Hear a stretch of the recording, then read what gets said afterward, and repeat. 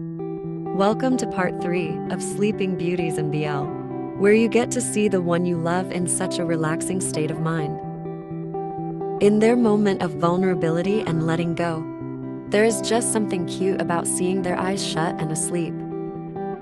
Like seeing a whole new, different side to them, where they are not fighting the world or taking up their daily challenges, but just simply resting. Going in such a unique dimension we call sleep. It is even profound when they allow themselves to sleep next to you. Something that feels like a taboo, but it just shows how comfortable they are around you. Just showcasing their love. Starting with the series, Bed Friend, following King and Na. After the horrible things had to endure from his abusive mother and stepfather, including a toxic boss, it finally felt like home when justice was served and waking up in the safe arms of the man he loves. It took a while to trust someone again, and finally, he found his safe landing and home with King.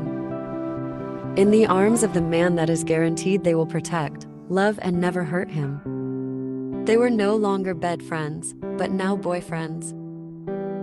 Next is the series The Last Twilight. Following Day, a former athlete due to the fact he lost 90% of his sight, and Mok, an ex-convict who was still grieving his sister. Day and Mok started off on the wrong foot when Mok started being his caretaker, but they experienced some tolerance to each other. One night when Mok slept over, Day was curious how Mok looked like, so he got closer to check while Mok was sleeping, and in the sight range, he was able to see how the man he was falling for looked like. But little did he know that Mok was actually still awake and pretended to be asleep. But nonetheless, Mok felt flattered and that Day actually wanted to know how he looked like. Next up is the series, Cutie Pie. Following Killian and Quia, who were in an arranged marriage since they were kids. After a few hurdles of discovering who they were as adults, it was without a doubt that they cared and loved each other deeply. After their first night of passion and waking up next to each other the next day, it cleared things for them more clearly. That despite everything, that they will relearn, unlearn certain things about each other and embrace who they are now and who they were becoming. And most importantly, love each other till death and even beyond. And lastly, it's the series, Jazz for Two. Following Han Tae-yi and Yoon Se-hyun, two high schoolers.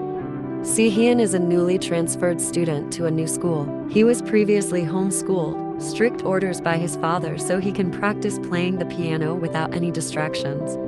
And Tae-yi, who is a lone wolf who doesn't want to be bothered by the world. When these two collide, it's a jazz fest. Well, they didn't start on a good note. It's a enemies to lovers trope.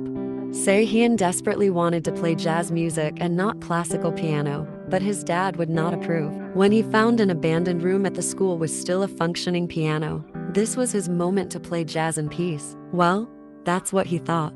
But this only angered Tae-yi, because his late big brother used to play in that room, and specifically jazz music. So it brought sad memories for Tae-yi as he can never bring his brother back. When him and Se-hyun warmed up to each other, Tae-yi asked him to play the piano for him. When Tae-yi heard the familiar jazz melody, it brought him peace, a sense of home, that he even fell asleep. Se-hyun was surprised by this action, but intrigued at seeing Tae-yi with his weapons down. It made Se-hyun more curious to know more about him and why he was always angry when he found him playing the piano in that room. One would think he fell asleep from boredom of listening to Se-hyun play, but in actual fact, he found a new sense of comfort, and that was Se-hyun for him. Thank you for watching. I hope you enjoyed. This is part 3 of Sleeping Beauties in BL.